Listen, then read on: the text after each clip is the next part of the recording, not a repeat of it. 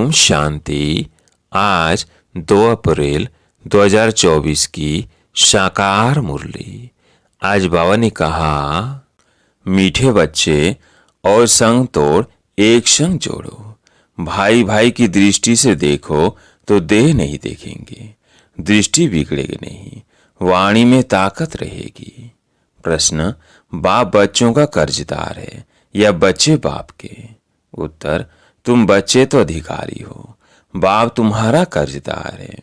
तुम बच्चे दान देते हो तो तुम्हें 100 गुना बाप को देना पड़ता है। ईश्वर अर्थ तुम जो देते हो दूसरे जन्म में उसका रिटर्न मिलता है। तुम चावल मुट्ठी देकर विश्व का मालिक बनते तो तुम्हें कितना फ्रॉक दिल होना चाहिए। मैंने बाबा को दिया, यह ख्याल भी कभी नहीं आना चाहिए। ओम शांति। म्यूजियम प्रदर्शनी में समझाना है कि यह है पुरुषोत्तम संगम युग। समझदार तो सिर्फ तुम ही हो, तो सबको कितना समझाना पड़ता है कि यह पुरुषोत्तम संगम युग है। सबसे ज्यादा सर्विस स्थान है म्यूजियम, वहाँ बहुत आते हैं। अच्छे सर्विसुल बच्चे कम हैं। सर्विस स्टेशन सब सेंटर्स है। दिल्ली में लिखा है स्पिरिचुअल म्यूजियम, इसका भी ठीक अर्थ नहीं निकलता है। बहुत लोग प्रश्न पूछते हैं, तुम भारत की क्या सेवा कर रहे हो? भगवानु बाछे ना, यह है फॉरेस्ट। तुम इस समय संगम पर हो, न हो फॉरेस्ट के न हो गार्डन के। अब गार्डन में जाने का पुरुषार्थ कर रहे हो। तुम इस रावण राज्य को राम राज्य बना रहे हो। तुमसे प्रश्न पूछते हैं, इतना खर्चा कहाँ से आया? बोलो, हम बीके ही करते हैं। राम राज्य की स्थापना हो रही है। तुम थोड़ा रोज आकर समझो कि हम क्या कर रहे हैं, हमारी एम ऑब्जेक्टिव क्या है। वो लोग सॉवरेंटी को मानते नहीं, इसलिए राजाओं की राजाई खत्म कर दी है। इस समय वो अभी तमो प्रधान बन पड़े हैं, इसलिए अच्छे नहीं लगते। उन्हों का भी ड्रामानुसार दोष नहीं। जो कुछ ड्रामा में होता है वो हम पाठ बजाते हैं। कल्प कल्प बाप द्वारा स्थापना का यह पाठ चलता है। खर्चा भी तुम बच्चे ही करते हो अपने लिए। श्रीमत पर अपना खर्चा कर अपने लिए सतयुगी राजधानी बना रहे हो, और किसका पता भी नहीं है। तुम्हारा नाम मशहूर है, अननोन वॉरियर्स। वास्तव में उस सेना में अननोन वॉरियर्स कोई होते नहीं है। सिपाही लोगों का रजिस्टर रहता है। ऐसा हो न सके जिसका नाम नंबर रजिस्टर में न हो। वास्तव में अननोन वॉरियर्स से तुम हो। तुम्हारा कोई रजिस्टर में नाम नहीं, तुमको कोई हथियार पावर नहीं। इसमें जिस्मानी हिंसा तो है नहीं।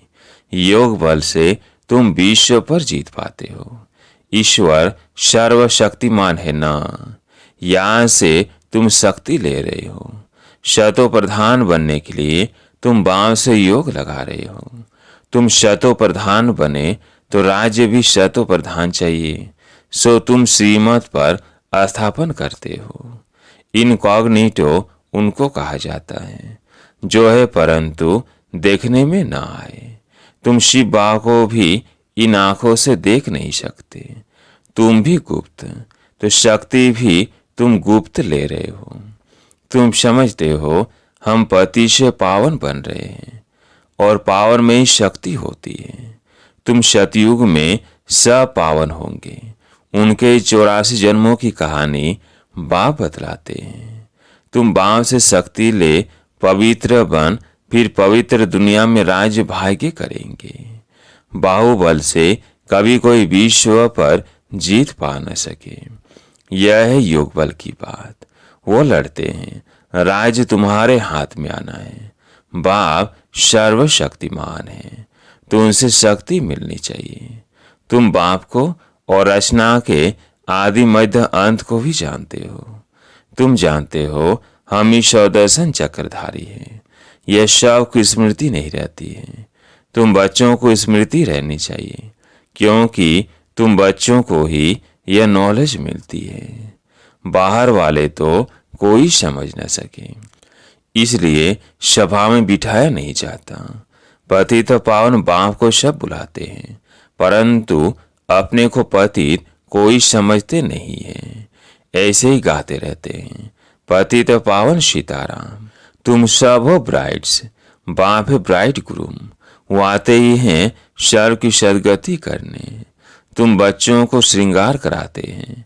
तुमको डबल इंजन मिली है। रोल्स रॉयल में इंजन बहुत अच्छी होती है। बाप भी ऐसे हैं, कहते हैं पतित पावन आओ, हमको पावन बनाकर साथ ले जाओ। तुम सब शांत में बैठे हो, कोई झांझ आदि नहीं बजाते, तकलीफ की बात नहीं। चलते फिरते बाप को याद करते रहो, जो मिले उनको रास्ता बताते रहो। बाप कहते हैं मेरे व लक्ष्मी नारायण राधे कृष्ण आदि के जो भक्त हैं उनको यह दान देना है, व्यर्थ नहीं गवाना है। पात्र को ही दान दिया जाता है। पतित मनुष्य पतित को ही दान देते रहते हैं। बाप है सर्वशक्तिमान, उनसे तुम शक्ति लेकर उत्तम बनते हो। रावण जब आता है उस समय भी संगम हुआ, त्रेता और द्वापर का। यह संगम है कलयुग और सतयुग का। ज्ञान कितना समय और भक्ति कितना समय चलती है, ये सब बातें तुमको समझकर समझानी है। मुख्य बात है बेहद के बाप को याद करो। जब बेहद का बाप आते हैं तो विनाश भी होता है। महाभारत लड़ाई कब लगी? जब भगवान ने राजयोग सिखलाया था। समझ में आता है नई दुनिया का आदि, पुरानी दुनिया का अंत, अर्थात विनाश होना है। दुनिया घोर अंधियारे में पड़ी है, अब उनको जगाना है। आधा कल्प से सोए पड़े हैं। बाप समझाते हैं अपने को आत्मा समझ, भाई भाई की दृष्टि से देखो। तो तुम जब किसको ज्ञान देंगे तो तुम्हारी वाणी में ताकत आएगी। आत्मा ही पावन और पतित बनती है। आत्मा पावन बने तो शरीर भी पावन मिले, अभी तो मिल न सके। पावन सभी को बनना है, कोई योग बल से, कोई सजाओं से। मेहनत है याद की यात्रा की। बाबा प्रैक्टिस भी कराते रहते हैं। कहाँ भी जाओ तो बाबा की याद में जाओ। जैसे पादरी लोग शांति में क्राइस्ट की याद में जाते हैं और क्राइस्ट को याद करते हैं, भारतवासी तो अनेकों को याद करते हैं। बाप कहते हैं एक के सिवाय और किसी को याद ना करो। बेहद के बाप से हम मुक्ति और जीवन मुक्ति के हकदार बनते हैं। सेकंड में जीवन मुक्ति मिलती है। सतयुग में सब जीवन मुक्ति में थे, कलयुग में सब जीवन बंद में है। यह किसको ही पता नहीं है। यह सब बातें बाप बच्चों को समझाते हैं। बच्चे फिर बाप का शो करते हैं, सब तरफ चक्र लगाते हैं। तुम्हारा फर्ज है मनुष्य मात्र को यह पैगाम देना कि यह पुरुषोत्तम संगम युग है। बेहद का बाप बेहद का वर्षा देने आया है। बाप कहते हैं मामेकम याद करो तो विकर्म विनाश होंगे, पाप कट जाएंगे। यह सच्ची गीता जो बाप सिखलाते हैं। मनुष्य मत से गिरे हो, भगवान की मत से तुम वर्षा ले रहे हो। मूल बात है उठते बैठते चलते फिरते बाबा को याद करते रहो और परिचय देते रहो। बैज तो तुम्हारे पास है, फ्री देने में हर्जा नहीं है, परंतु पात्र देखकर। बाप बच्चों का उलाहना देते हैं कि तुम लौकिक बाप को याद करते हो और मुझ पारलौकिक बाप को भूल जाते हो। लज्जा नहीं आती? तुम ही पवित्र प्रवृत्ति मार्ग के गृहस्थ व्यवहार में थे, फिर अब बनना है। तुम हो भगवान के सौदागर। अपने अंदर देखो, बुद्धि कहाँ भटकती तो नहीं है। बाप को कितना समय याद किया। बाप कहते हैं और संग तोड़ एक संग जोड़ो, भूल नहीं करनी है।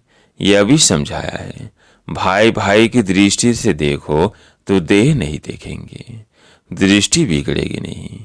मंजिल है ना, यह ज्ञान अभी ही तुमको मिलता है। भाई भाई तो सब कहते हैं, मनुष्य कहते हैं ब्रदरहुड। यह तो ठीक है, परमपिता परमात्मा की हम संतान हैं, फिर यहाँ क्यों बैठे हो?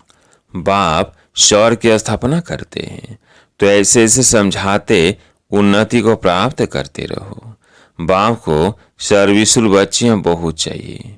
सेंटर्स खुलते जाते हैं, बच्चों को शौक है, समझते हैं बहुतों का कल्याण होगा, परंतु टीचर संभालने वाले भी अच्छी महारथी चाहिए। टीचर्स भी नंबर वार है। बाबा कहते हैं जहाँ लक्ष्मी नारायण का मंदिर हो, शिव का मंदिर हो, गंगा का कंठा हो, जहाँ बहुत भीड़ होती हो, वहाँ सर्विस करनी चाहिए। समझाओ, भगवान कहते हैं काम महाशत्रु है। तुम श्रीमद् प्रमाण सर्विस करते रहो। यह तुम्हारा ईश्वरीय परिवार है। यहाँ 7 रोज भट्टी में आकर परिवार के साथ रहते हो। तुम बच्चों को बहुत खुशी होनी चाहिए। बेहद का बाप जिससे तुम पद्मा पदम भाग्यशाली बनते हो। दुनिया जानती नहीं कि भगवान भी पढ़ा सकते हैं। यहाँ तुम पढ़ते हो तो तुमको कितनी खुशी होनी चाहिए। हम ऊंच तो जाने के लिए पढ़ रहे हैं, कितना फराक दिल होना चाहिए। बाप के ऊपर तुम कर्ज चढ़ाते हो।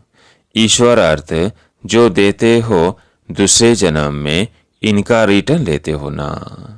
बाबा को तुमने सब कुछ दिया तो बाबा को भी सब कुछ देना पड़ेगा। मैंने बाबा को दिया, यह कभी ख्याल नहीं आना चाहिए।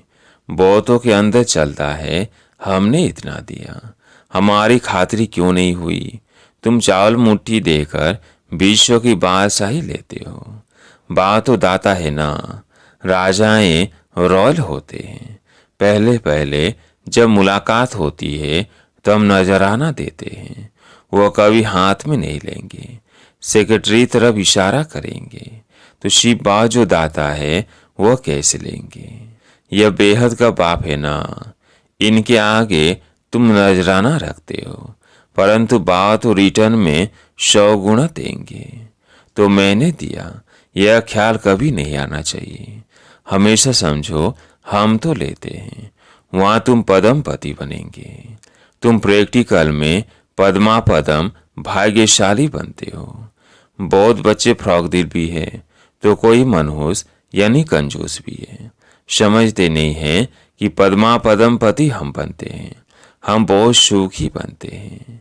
जब परमात्मा बाप गैर हाजिर है तो इनडायरेक्ट अल्पकाल के लिए फल देते हैं। जब हाजिर है तो 21 जन्म के लिए देते हैं। यह गाया हुआ है शिव बाबा का भंडारा भरपूर। देखो ढेर बच्चे हैं, किसको भी यह मालूम नहीं है कि कौन क्या देते हैं। बाप जाने और बाप की गोथरी यानी ब्रह्मा जाने, जिसमें बाप रहते हैं, बिल्कुल साधारण। इस कारण बच्चे यहाँ से बाहर निकलते हैं तो नशा गुम हो जाता है। ज्ञान योग नहीं तो खीट खीट चलती रहती है। अच्छे अच्छे बच्चों को भी माया हरा देती है, माया बेमुख कर देती है। शिव बाबा जिसके पास तुम आते हो उनको तुम याद नहीं कर सकते हो। अंदर अथाह खुशी होनी चाहिए। वो दिन आया आज जिसके लिए कहते थे आप आएंगे तो हम आपके बनेंगे। भगवान आकर एडाप्ट करते हैं तो कितना खुश नसीब कहेंगे। कितनी खुशी में रहना चाहिए, परंतु माया खुशी गंवा देती है। अच्छा, मीठे मीठे सिकिल्दे बच्चों प्रति माता पिता बाप दादा का याद प्यार और गुड मॉर्निंग। रूहानी बाप की रूहानी बच्चों को नमस्ते। हम रूहानी बच्चों की रूहानी बाप दादा को याद प्यार गुड मॉर्निंग नमस्ते नमस्ते। धारणा के लिए मुख्य सार। पहला पॉइंट, भगवान ने हमें अडॉप्ट किया है, वो ये हमें टीचर बनकर पढ़ा रहे हैं। अपने पद्मा पदम भाग्य का सिमरण कर खुशी में रहना है। दूसरा पॉइंट, हम आत्मा भाई भाई है, यह दृष्टि पक्की करनी है, देह को नहीं देखना है। भगवान से सौदा करने के बाद फिर बुद्धि को भटकाना नहीं है। आज प्यारे मीठे बाबा का वरदान, इस अलौकिक जीवन में संबंध की शक्ति से अविनाशी स्नेह और सहयोग प्राप्त करने वाली श्रेष्ठ आत्मा भव। इस अलौकिक जीवन में संबंध की शक्ति से अविनाशी स्नेह और सहयोग प्राप्त करने वाली श्रेष्ठ आत्मा भव। इस अलौकिक जीवन में संबंध की शक्ति आप बच्चों को डबल रूप में प्राप्त है। एक बाप द्वारा सर्व संबंध, दूसरा दैवी परिवार द्वारा संबंध। इस संबंध से सदा निस्वार्थ स्नेह, अविनाशी स्नेह और सहयोग सदा प्राप्त होता रहता है। तो आपके पास संबंध की भी शक्ति है। ऐसी श्रेष्ठ अलौकिक जीवन वाली शक्ति संपन्न वरदानी आत्माएं हो। इसलिए अर्जी करने वाले नहीं, सदा राजी रहने वाले बनो। स्लोगन, कोई प्लेन विदेही साक्षी बन सोचो और सेकंड में प्लेन स्थिति बनाते चलो। कोई प्लेन विदेही साक्षी बन सोचो और सेकंड में प्लेन स्थिति बनाते चलो। अच्छा, ओम शांति।